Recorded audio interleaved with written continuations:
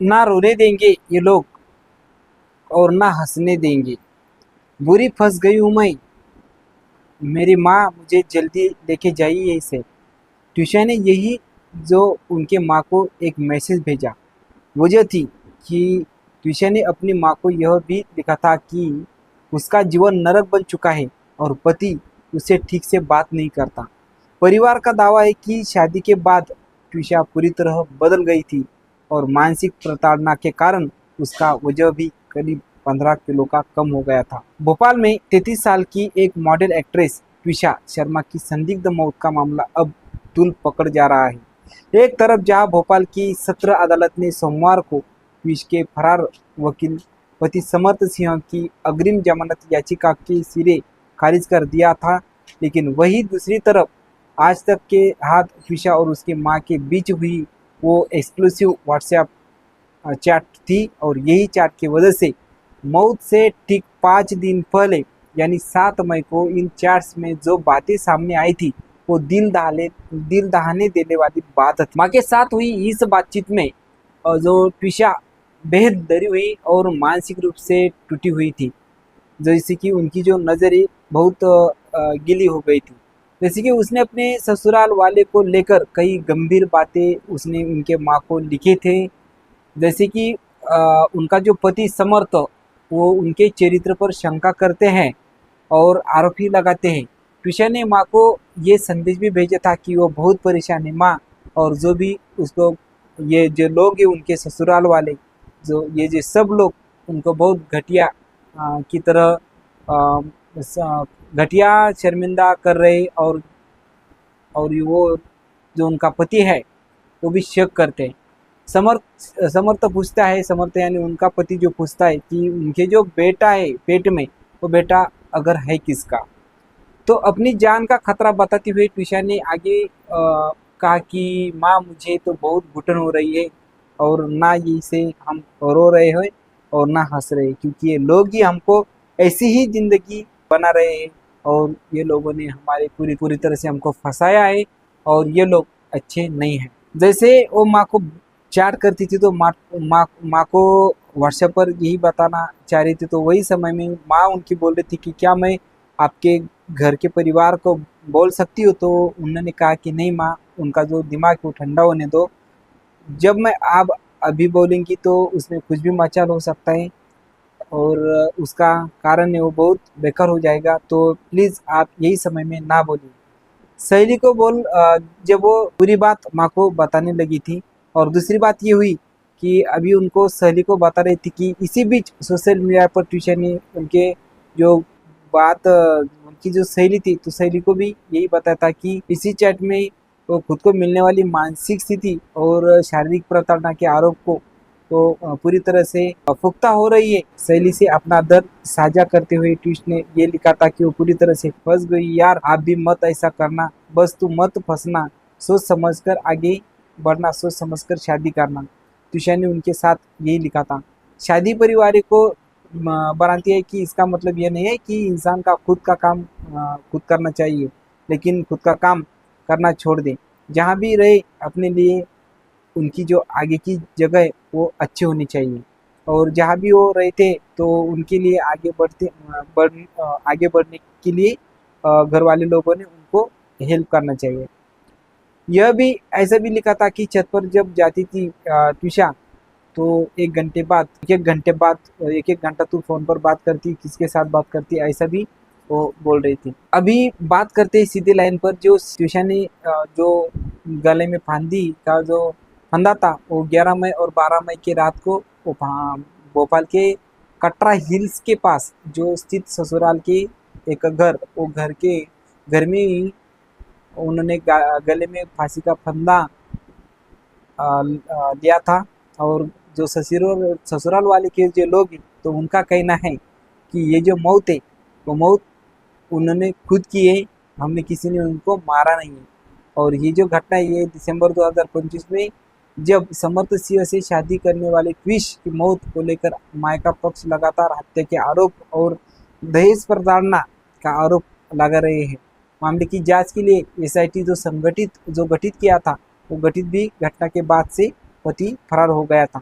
ऐसे मायके के लोग भी कह रहे हैं। ट्विशा के परिजनों के मुताबिक शादी के सहज 5 महीने के भीतर वो तो मानसिक और शारीरिक प्रताड़ना के चलते ट्विशा का वजन लगभग 15 किलो कम हुआ था, 15 किलो घट हुआ था। उसकी चचेरी बहन जो मीनाक्षी ने आरोप लगाया कि प्रताड़ना तब और बढ़ गई जब ट्विशा की वर्क फ्रॉम होम जॉब चली गई और साथ में साथ वो जब गर्भवती हो गई, तो जिसके कारण उसके पति ने अपनाने से उनका इनकार कर दिया और उन्होंने बोला कि तुम्हारे जो पेट में जो बच्चा है वो किसका है।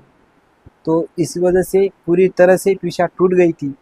कोर्ट से झटका, पति पर 10,000 रुपये का इनाम भी अभी साजिश बन गए। तो वो उसका ये कारण है कि सोमवार को इस हाई प्रोफाइल मामले की सुनवाई के दौरान कोर्ट रूम में भारी तनाव हो गया था। उसी तनाव के बीच में तो कुछ लोगों ने बताया था कि उसको इंसाफ चाहिए, क्योंकि जो ससुराल वाले के लोग हैं वो बहुत पैसे वाले और उनकी चलती है तो कुछ भी हो सकता है। तो आरोपी समर्थ के वकील ने ट्विशा को मानसिक रूप के बीमार से और ड्रग्स एडिक्ट साबित करने की कोशिश की थी। वो वकील बोल रहे थे कि जो ट्विशा को एक मानसिक आजार है और उसको एक ड्रग्स हमेशा के लिए वो पीती है। तो जब उनको ड्रग्स नहीं मिला तो उनकी बुद्धि ऐसी मेंटेलिटी उनकी बिगड़ जाती है, वो मानसिक रूप की बीमार है। तो मानसिक रूप की बीमार होने की वजह से उनकी जो मेंटेलिटी वो थोड़ी चेंजेस हो जाती है और साथ में साथ उनके जो हाथ और पैर है वो लटपटते हैं और वो उनका जो माइंड है वो स्थिर नहीं बनता।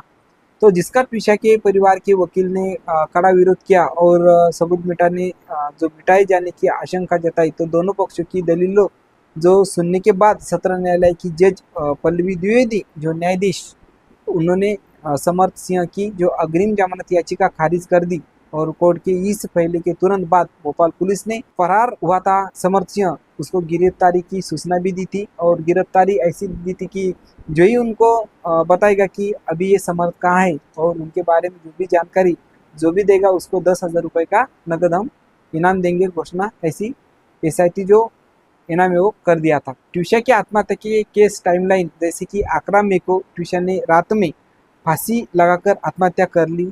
12 मई सुबह एम्स भोपाल में शव का पोस्टमार्टम किया गया था और साथ देखते 13 मई को दोपहर में परिजनों ने जो कमिश्नर है तो पुलिस कमिश्नर कार्यालय पहुंचकर हंगामा किया। 12 तारीख को जब एम्स भोपाल में शव का पोस्टमार्टम किया गया था तो 13 मई को दोपहर में परिजनों ने पुलिस कमिश्नर कार्यालय पहुंचकर हंगामा किया था।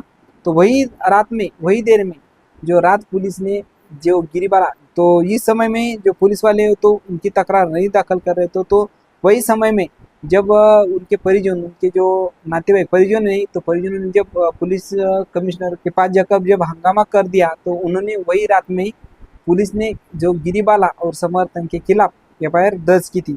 आप बोले कि इसके बावजूद भी पुलिस एक FIR दर्ज नहीं कर रहे, तो आप बोले कि पुलिस क्या कर रहे थे वही समय में, आप जरूर कमेंट कीजिए। तो 14 मई की बात है, तो 14 मई की बात यह है कि शाम को कोर्ट ने जमानत मंजूर कर दी थी।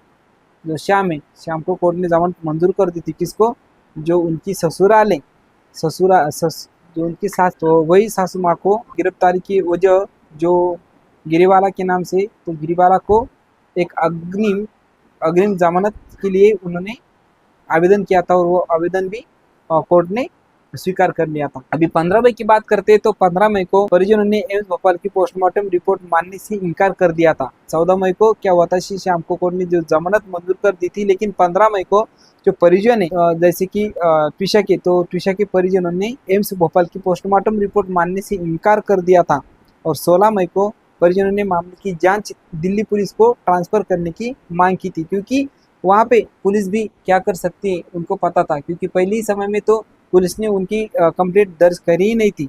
अभी 16 मई को परिजनों ने मामले की जांच दिल्ली पुलिस को जब ट्रांसफ़र की तो ट्रांसफ़र करने की मांग की थी और उसके बाद 17 मई को उनकी जो परिजन है तो परिजनों ने CM हाउस के बाहर धरना कर दिया, एक आंदोलन किया और वही समय में ट्विशा का शव देर एम्स की मॉर्चरी में रखा गया था। तो उसके बाद 17 मई को ये घटना हुई और 18 मई को भोपाल कोर्ट ने ट्विशा के पति समर्थ पर अग्रिम जमानत खारिज कर दी थी और ऐसे बताया था कि अब समर को जो भी समर की जानकारी देगा उसको 10,000 रुपए का इनाम मिलेगा। ट्विशा के जो दुखी पिता थे नवविधि शर्मा ने पीटीआई से बात करते हुए ये कहा कि अग्रिम जमानत याचिका खारिज होना हमारी पूरी जीत नहीं है। हमारी जीत तब होगी जब दोनों पति और सास को सजा मिलेगी। उन्होंने डर जताया कि रसूखदार परिवार जैसे पैसे और पावर के दम पर हाईकोर्ट से राहत पा भी सकते हैं और वो कोशिश भी कर सकते हैं। तो ऐसे उनको जो पिता हैं नववधि शर्मा, तो उन्होंने बताया था। जो रिटायर्ड जज सास की सफाई, एक तरफ रिटायर्ड जज जो साहब रिटायर्ड जज थी उनकी सास बाई, तो सास ने ये बताया था कि दूसरी तरफ आरोपी पति की जी माँ है समर्थ की माँ, और उन्होंने वो जो भी एक रिटायर्ड जज है गिरिबाला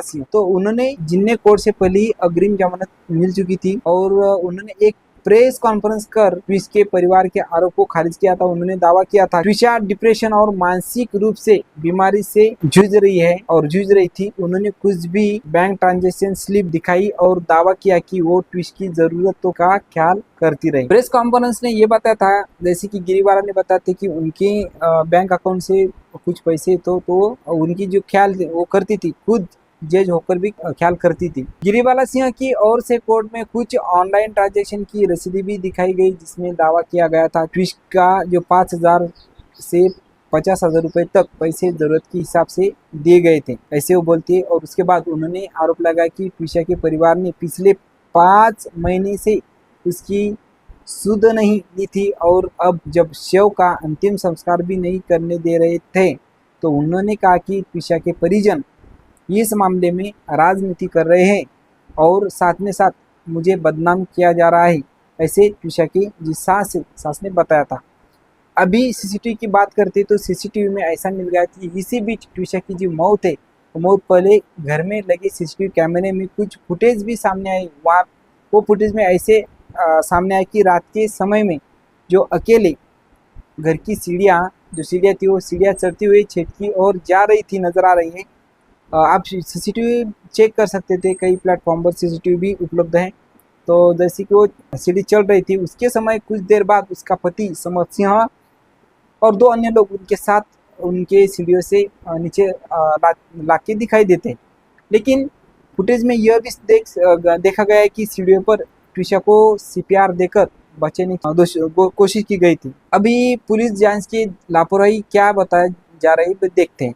इसी बीच स्थानीय पुलिस की जो तफ्तीश पर भी भारी गंभीर सवाल खड़े हो गए, क्योंकि विशेष जांच की जो दल है एसआईटी, तो एसआईटी के प्रमुख और एसीपी रजवीश कश्यप ने स्वीकार किया कि जांच अधिकारी आए वो नहीं। पोस्टमार्टम के दौरान वह रस्सी जिसे फंदा लगाया था एम्स भोपाल भेजने में लापरवाही बरती। एसीपी ने कहा कि दोषी अधिकारी के खिलाफ सख्त कार्रवाई की जाएगी, क्योंकि ऐसे बताया जा रहा है कि जो रस्सी थी वो भी हॉस्पिटल में नहीं भेजी गई थी। हालांकि एम्स की शुरुआती रिपोर्ट इस हैंगिंग सुसाइड बता जा रही है, जैसे कि वो जो हैंगिंग सुसाइड बताई जा रही है। लेकिन मृतकों के पिता का दावा है कि ट्विशा के शरीर पर ऐसा चोट के कई निशान थे जो सीधे तौर पर हत्या की, क्योंकि ट्विशा के जो शरीर पर कुछ चोट भी नजर आ रही थी। रविवार को ही पीड़िता परिवार ने मुख्यमंत्री मोहन यादव के जो आवास के बाहर प्रदर्शन कर शव को दोबारा पोस्टमार्टम दिल्ली एम्स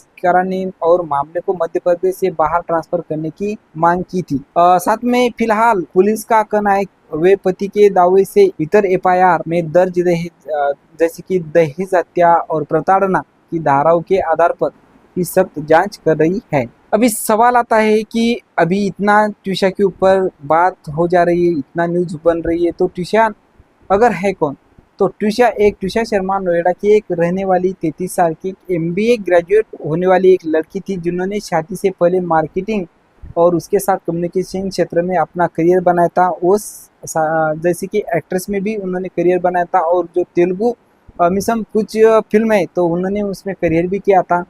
उन्होंने दिल्ली में कई सालों तक काम किया था और ब्यूटी जो ब्यूटी के होते हैं, ब्यूटी पेजेंट्स और फिल्मों में भी उन्होंने काम किया था। ट्विश मिस पुणे, जैसे कि ट्विश मिस पुणे रह चुके हैं और उनको एक किताब भी मिल चुकी है, जैसे कि चुकी थी। और तेलुगु फिल्म जैसे कि मुग्गु मोनागुल्लू, ये ऐसी उनके वो फिल्में भी वो नजर आ रही थी। एक वेरीफाइड न की गई लिंक्डइन प्रोफाइल के अनुसार उन्होंने खुद को ही मार्केटिंग प्रोफेशनल बनाया था और साथ में जिन्होंने रेस्टोरेंट इंडस्ट्री में काम करने का अनुभव भी लिया था और साथ में उन्होंने एक्टिंग, फिल्म मेकिंग और क्षेत्रीय सिनेमा में भी अपने रुचि का जिक्र किया था। जैसे कि अपने कॉर्पोरेट और रचनात्मक कामों में उसके अलावा ट्विशा खुद को एक सर्टिफाइड योगा ट्रेनर भी समझ सकती थी और वो साधक और विपश्यना साधक भी समझ रही थी। इस तरह से ट्विशा के साथ पूजा हो चुकी है। आप अपना ये स्टोरी के बारे में आप क्या बताते हो, जरूर कमेंट कीजिए। जो ट्विशा ने किया है या ट्विशा क्या जीवन में ऐसी जिंदगी शादी के बाद उनको मिली है, तो क्या आपकी राह क्या है, आप जरूर कमेंट में बता दीजिए। मिलते हैं हम अगले एपिसोड में, तब तक अपना परिवार का और अपना ख्याल करते रहें। धन्यवाद।